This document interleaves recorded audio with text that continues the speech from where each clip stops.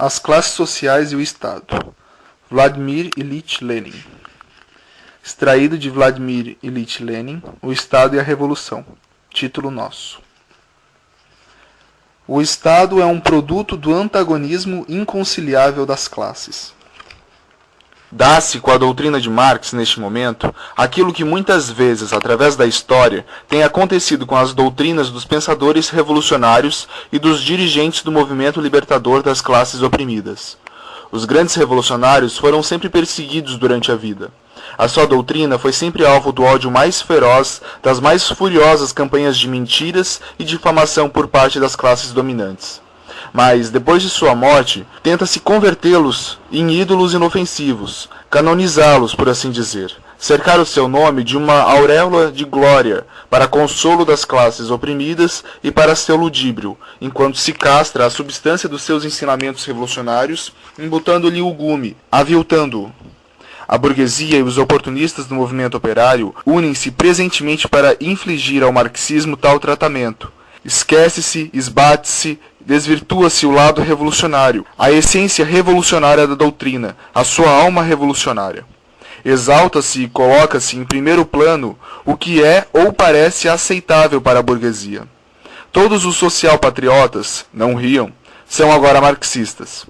Os sábios burgueses que ainda ontem na Alemanha se especializavam em refutar o marxismo, falam cada vez mais num Marx nacional alemão, que, a dar-lhes ouvidos, teria educado os sindicatos operários tão magnificamente organizados para uma guerra de rapina.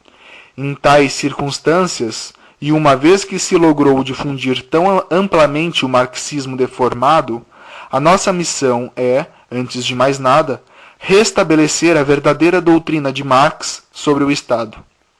Para isso, teremos de fazer longas citações das obras de Marx e de Engels. Essas longas citações tornarão pesada a exposição e não contribuirão para torná-la popular, mas é absolutamente impossível dispensá-las. Todas as passagens de Marx e Engels, pelo menos as passagens essenciais que tratam do Estado, devem ser reproduzidas sob a forma mais completa possível, para que o leitor possa fazer uma ideia pessoal do conjunto e do desenvolvimento das concepções dos fundadores do socialismo científico. Assim, apoiados em provas, demonstraremos a evidência que o atual cautesquismo as deturpou.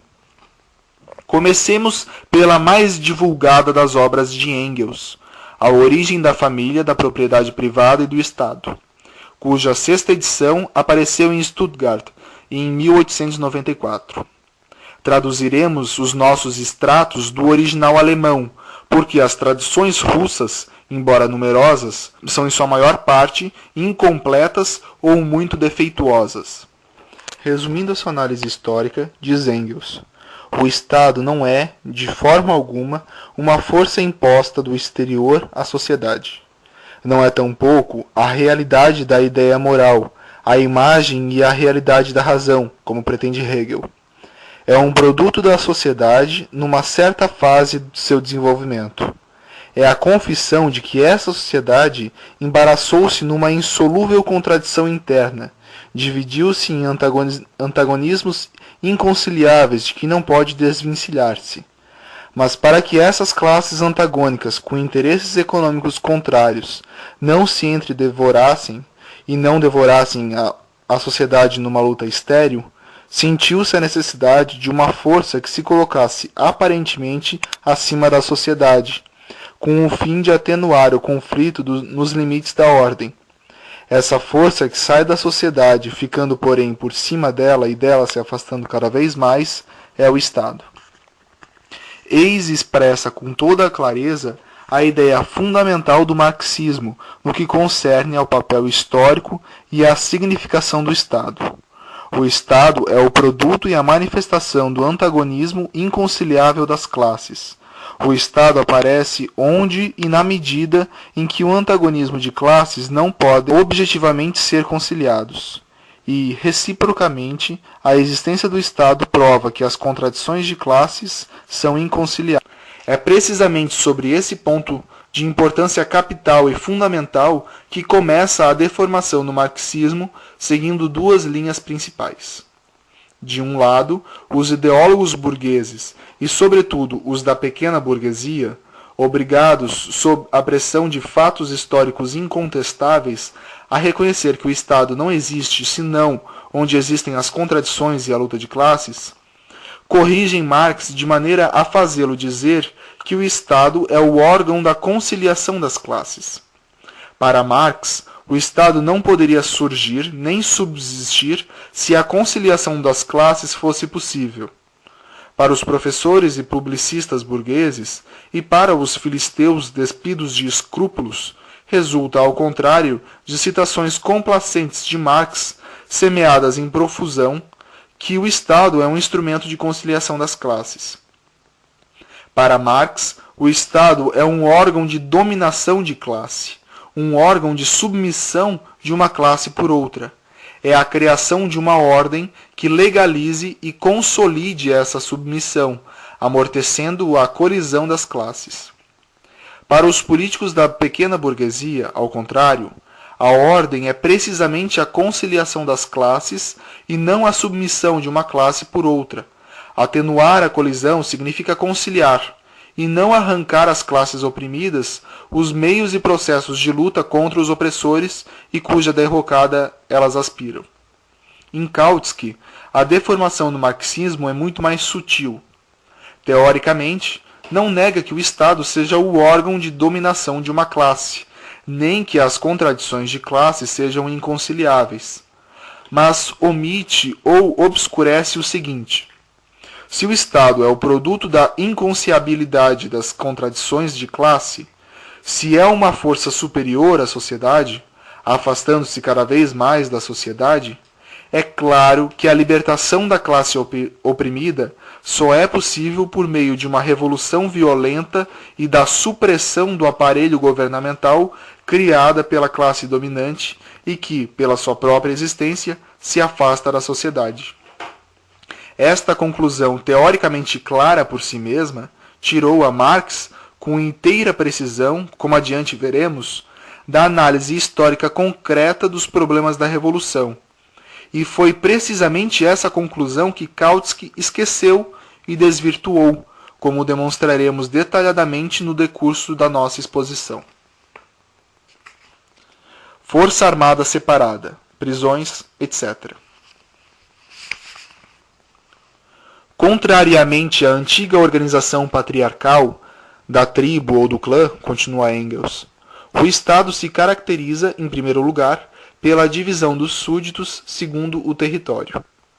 Essa divisão parece-nos natural, mas representa uma longa luta com a antiga organização patriarcal por clãs ou famílias.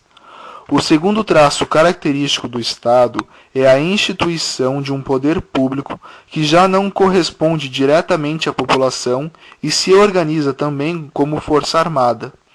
Esse poder público separado é indispensável, porque a organização espontânea da população em armas tornou-se impossível desde que a sociedade dividiu-se em classes.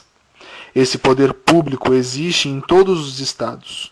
Compreende não só homens armados, como também elementos materiais, prisões e instituições coercitivas de toda a espécie, que a sociedade patriarcal, clã, não conheceu. Engels desenvolve a noção dessa força, que se chama Estado, força proveniente da sociedade, mas superior a ela, e que dela se afasta cada vez mais. Em que consiste principalmente essa força? Em destacamentos de homens armados que dispõem das prisões, etc. Temos o direito de falar em destacamentos de homens armados, porque o poder público próprio a cada Estado já não corresponde diretamente à população armada, isto é, à sua organização espontânea em armas. Como todos os grandes pensadores revolucionários, Engels esforça-se por atrair a atenção dos trabalhadores conscientes para o que a medíocre pequena burguesia dominante considera menos digno de atenção, mais banal, consagrada por preconceitos não apenas resistentes, mas, pode-se dizer, petrificados. O exército permanente e a polícia são os principais instrumentos do poder governamental. Mas poderia ser de outra forma? Para a grande maioria dos europeus do fim do século XIX, aos quais Engels dirige-se e que não viveram nem observaram de perto nenhuma grande revolução, não poderia ser de outra forma. Não compreendem de maneira alguma o que seja a organização espontânea da população em armas. De onde vem a necessidade de corpos especiais de homens armados, polícia, exército permanente, separados da sociedade e superiores a ela? Os filisteus da Europa Ocidental e da Rússia respondem muito naturalmente a essa pergunta, por uma ou duas frases escolhidas em Spencer ou em Mikhailovsky, e alegam a complicação crescente da vida social, a diferenciação das funções sociais, etc. Essas alegações parecem científicas e tranquilizam admiravelmente o bom público, obscurecendo o principal, o essencial, a cisão da sociedade em classes irreconciliavelmente inimigas. Se essa cisão não existe, a organização espontânea da população em armas distinguir-se-ia certamente por sua complexidade, por sua técnica, etc., da organização primitiva de um bando de macacos armados de cacetetes, ou de homens primitivos, ou associados em clãs, mas seria possível. É, porém, impossível, porque a sociedade civilizada está dividida em classes hostis e irreconciliáveis, cujo armamento espontâneo provocaria a luta armada. Forma-se o Estado, cria-se uma força especial, criam-se corpos armados a cada revolução. Destruindo o aparelho governamental, põe em evidência como a classe dominante se empenha em reconstituir, para o seu serviço, corpos de homens armados, e como a classe oprimida se empenha em criar uma nova organização do mesmo gênero, para pô-la a serviço não mais dos exploradores, mas dos explorados. Na passagem citada, Engels coloca teoricamente a questão que, na prática, toda grande revolução põe diante de nós em plena evidência e na escala da ação de massas, ou seja, a questão das relações entre os destacamentos separados de homens armados e a organização espontânea da população em armas. Veremos essa questão evoluir na experiência das revoluções europeias e russas. Mas voltemos à exposição de Engels. Ele mostra que o poder público é às vezes fraco. Por exemplo, em certas regiões da América do Norte, trata-se, exceção bem rara na sociedade capitalista, de certas regiões em que antes do período imperialista predominava o colono livre. Mas, em geral, o poder público aumenta. O poder público reforça-se à medida que se agravam os antagonismos de classe no interior e à medida que os estados contíguos se tornam mais fortes e mais populosos. Basta considerar a Europa atual, onde a luta de classes e a competição pelas conquistas têm aumentado o poder público a um tal grau que ameaça absorver toda a sociedade e até o próprio Estado. Essas linhas foram escritas quando muito pouco depois de 1890. O último prefácio de Engels tem a data de 16 de junho de 1891. A evolução para o imperialismo, caracterizada pela dominação absoluta dos trustes, pela onipotência dos grandes bancos, pela política colonial em grande escala, etc., mal começava na França e era ainda mais fraca na América e na Alemanha.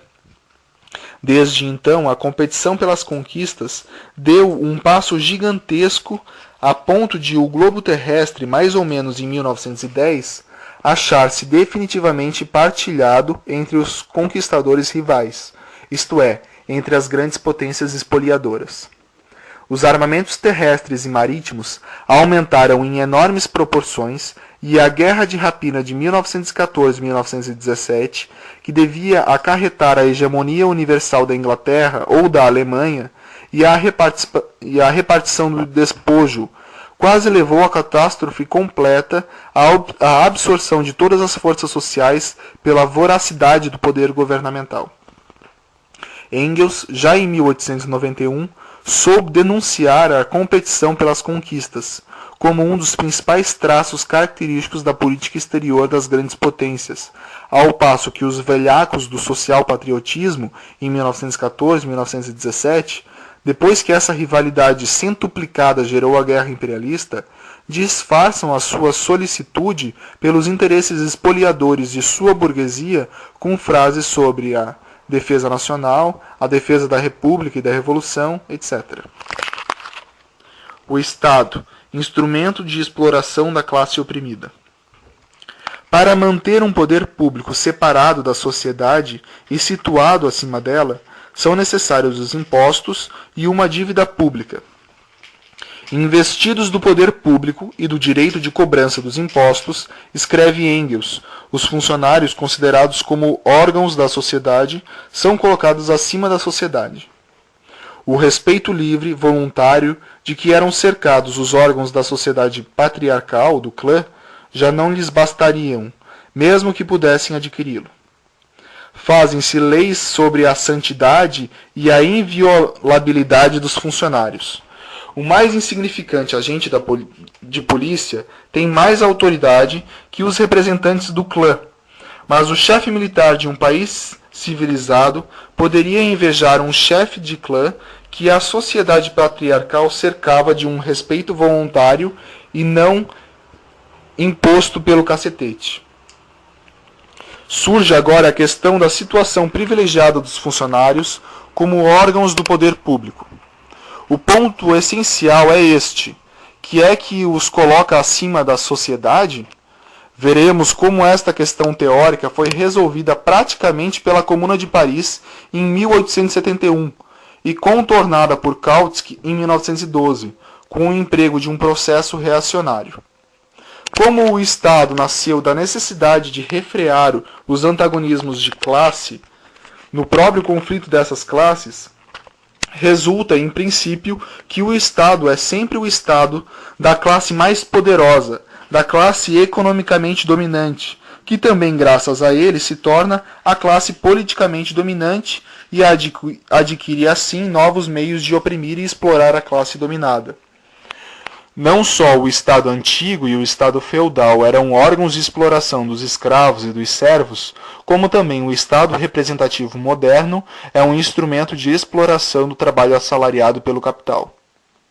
Na República Democrática, continua Engels, a riqueza utiliza-se do seu poder indiretamente, mas com maior segurança, primeiro pela corrupção pura e simples dos funcionários, América, depois pela aliança entre o governo e a Bolsa, França e América. Atualmente, o imperialismo e o reinado dos bancos têm desenvolvido com uma arte requintada em todas as repúblicas democráticas esses dois meios de manter e exercer a onipotência da riqueza. Se, por exemplo, nos primeiros meses da República Democrática na Rússia, em plena lua de mel, por assim dizer, do casamento dos socialistas revolucionários e dos mencheviques com a burguesia dentro do governo de coligação, o senhor Pauczynski sabotava todas as medidas propostas para refrear os apetites desenfreados dos capitalistas e as suas exações nos fornecimentos militares. Se em seguida o senhor Pauczynski, saído do ministério e substituído naturalmente por outro Pauczynski da mesma marca, se vê gratificado pelos capitalistas com uma boa sinecura rendendo 120 mil rublos por ano, o que significa isso? Corrupção direta ou indireta? Aliança do governo com os sindicatos patronais ou apenas relações de amizade? Qual é o papel desempenhado por Chernov, Tsereteli, Avksentiev e Skobelev? São aliados diretos ou apenas indiretos dos milionários concussionários? A onipotência da riqueza é tanto melhor assegurada numa república democrática, quanto não está sujeita a uma crosta acanhada do capitalismo. A república democrática é a melhor crosta possível do capitalismo. Eis porque o capital, depois de se ter apoderado dessa crosta ideal, graças aos Pauczynski, aos Chernov e aos Tsereteli e consortes, firmou o seu poder de maneira tão sólida, tão segura, que nenhuma mudança de pessoas, instituições ou partidos na República Democrática Burguesa é suscetível de abalar esse poder. É preciso notar ainda que Engels definiu o sufrágio universal de uma forma categórica, um instrumento de dominação da burguesia. O sufrágio universal, diz ele, considerando manifestamente a longa experiência da social-democracia alemã, é o indício da maturidade da classe operária. Nunca mais pode dar e nunca dará nada no estado atual. Os democratas pequeno-burgueses, do gênero dos nossos socialistas revolucionários e mencheviques, e os seus irmãos, os social-patriotas e oportunistas da Europa Ocidental, esperam precisamente mais alguma coisa do sufrágio universal. Partilham e fazem o povo partilhar da falsa concepção de que o sufrágio universal, no estado atual, é capaz de manifestar verdadeiramente e impor a vontade na maioria dos trabalhadores. Em sua obra mais popular, Engels resume nestes termos a sua teoria. O Estado, por conseguinte, não existiu sempre. Houve sociedades que passaram sem ele e que não tinham a menor noção de Estado nem de poder governamental. Há um certo grau de desenvolvimento econômico, implicando necessariamente a divisão da sociedade em classes, o Estado tornou-se uma necessidade em consequência dessa divisão. Presentemente, marchamos a passos largos para um tal desenvolvimento da produção que a existência dessas classes não só deixou de ser uma necessidade, como se torna mesmo um obstáculo à produção. As classes desaparecerão tão inelutavelmente como apareceram. Ao mesmo tempo que as classes, desaparecerá inevitavelmente o Estado. A sociedade, reorganizando a produção sobre a base da associação livre e igual de todos os produtores, enviará a máquina governamental para o lugar que lhe convém, o Museu de Antiguidades, ao lado da roda de fiar e do machado de bronze. Na literatura de propaganda da social-democracia contemporânea, não se encontra essa citação, e quando reproduz esse trecho, é em geral como quem se curva diante de um ídolo, como quem faz um ato de veneração oficial por Engels, sem o menor cuidado de refletir sobre a amplitude e a profundeza da revolução que enviará a máquina governamental para o Museu de Antiguidades. A maior parte das vezes, parece que nem sequer se compreendeu o que Engels entende por máquina governamental.